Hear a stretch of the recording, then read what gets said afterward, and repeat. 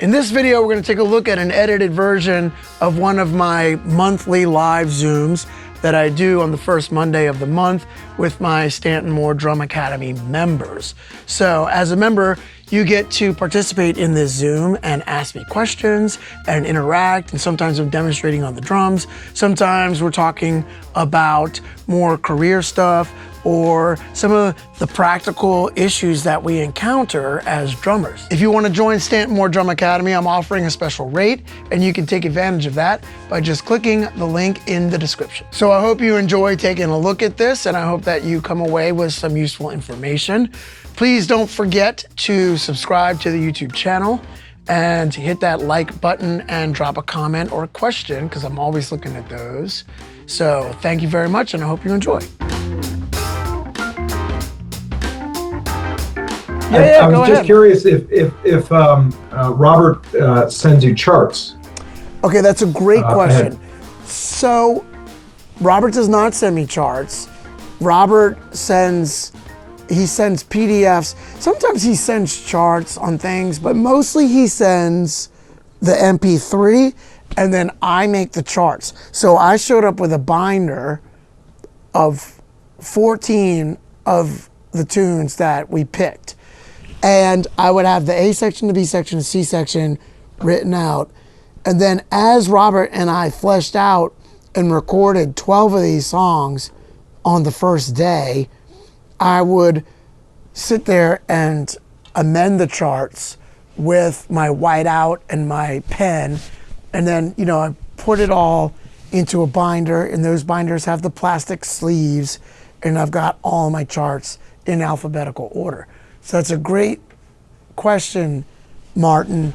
And I try to show up, you know, totally prepared, knowing all that stuff. So literally Saturday night, the night before we went into setup on a Sunday. My wife went on a ladies' night. Like, they went to dinner and did some fun ladies' night stuff. So I was like, I'm totally cool to stay home and work on my charts. So I worked on my charts like for hours on a Saturday night. So I'd be prepared Sunday. And I say that, like, you know, some nights, Saturday nights are gig nights. And if I'm not gigging and I'm home, I usually like to make that all about family. So I pretended like it was not a Saturday night. It was just a work night, right? So I had to work on my charts, and I was happy to do it. So I did that and listened to the tunes over and over. And I also made a point to play to the songs and make sure I had the feels right. And what I did was I used my phone. And Nick, if you can give me an overhead, I did this at the house when Lauren was out of the house. And then when Lauren was in the house, I came over here to the studio for an hour, and I took my phone and I pointed the bottom of the phone away, and I just put it on my floor tom. If I had it here on this floor tom pointed at me, it was overdriven too much.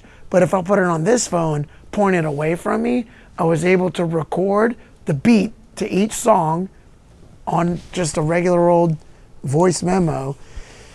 And then when we would record in the studio, I was able to use that as a reference. Before we would record, I would listen to the beat that I wanted to play on each song, and I named each voice memo the name of the song.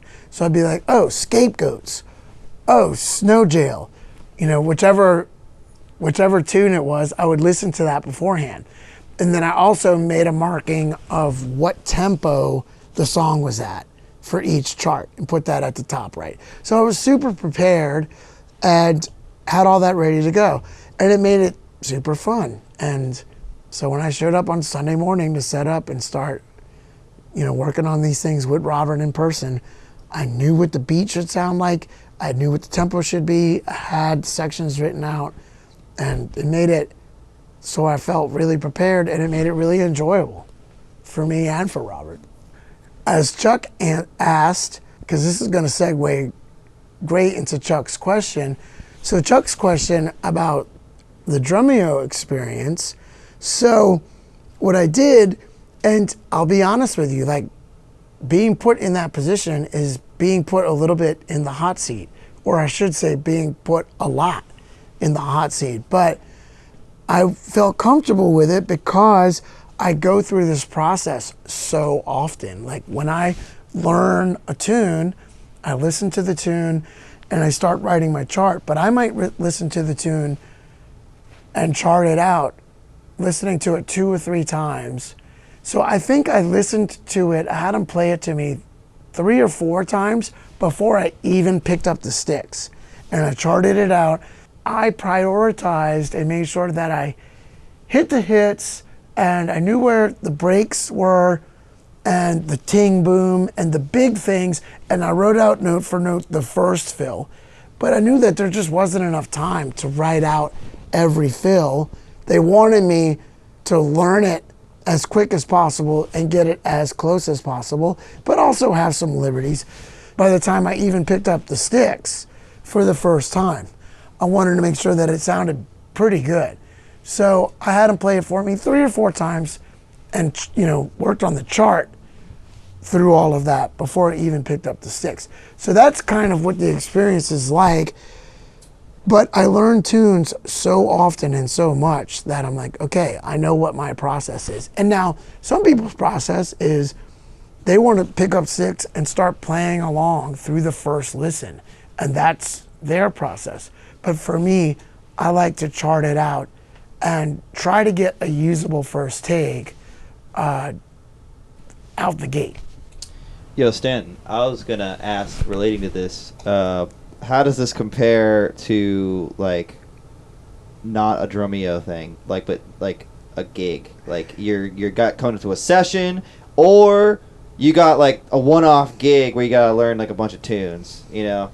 So, Nick, that's a fantastic question, and really, it's pretty much the same process. I show up to the rehearsal like I need to know the material cold, right? And I know all of the tempos, and I know all of the specific beats if there are, and I have the charts. And some stuff I don't need the charts because I've been playing it a lot. But I show up to the rehearsal knowing the stuff already. So how close do you try to get as far as like when you write your charts? So I try to get to where, okay, I know these are hits and these are fills, okay? So because you asked about Drumeo, the first fill I wrote out note for note, right? And I had them rewind, so I could make sure that I nailed that fill. So people would be like, okay, he's being respectful of the song, he got that. Now, there's just no way in that short amount of time to write out every fill. So I prioritized, okay, make the hits, and then here comes a fill, right? And I tried to do things that were in the spirit of. So I wasn't playing fills that are like out of context of what was going on. So I did a lot of singles, I did some triplets that I don't think he did any Bonham triplets in there, but I threw those in there because, you know, roughly around the same era. That's it. Mid-70s. But, you know, and then as I listened to it more, I realized he did some hurdas in there that I probably should have thrown in some hurdas. So if I was going to do it again, I would make sure I wrote right in hurtas, you know. If I was trying to do a tribute, I would spend time and write out those fills more note for note. Now, when I went in and did the Corrosion of Conformity record, there was one song in particular, The Handler, where Pepper had specific fills that he wanted in specific places. And I was running out of time. So I paid Tim Buell, who transcribes stuff for me and Zildjian and other people. I paid him to transcribe the latest demo of The Handler. And it was all me playing. So I learned all those fills note for note. And I knew them, and I played them when we tracked the record. And some of those fills, they wanted to move to different places. So Pep would say, yeah, that fill, I want that going into that chorus. So I had the whole thing in front of me on a music stand as a menu. Oh, you want that fill going into there? great, I've got it. So it's a case-by-case situation. If the person you're working with or working for wants every fill written out, known note for note, as Pepper did for the handler, well, then I showed up knowing that, right? But for the Drumeo thing, they showed it to me. It was on the spot. Like, I didn't know what they were going to play for me. So, you know, they said I could take as much time as I wanted, but it's also how quick can you do it? Yeah. So I think I charted it for like 20 minutes, and then I did like 4 takes, right? So, but then with the handler, every day I would show up in the studio and we tracked drums for 9 days, and every day I would rehearse it by myself before people showed up. So we tracked it on the last 2 days. So I was shedding it every day. So by the time we did it on the last day, I pretty much had it, right? But I didn't have 9 days to practice every day before the session for Drumeo. So you just have to like be in the spirit of. So, but that's a great question. And you just have to know, like, okay, if they're giving you 20 minutes to learn it and four tries to do it, you just got to go for it as best as you can. Yeah.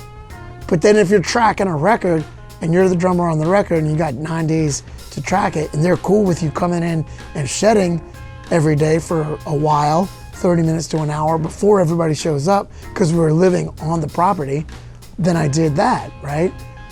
And so you just gotta do what you can as you can.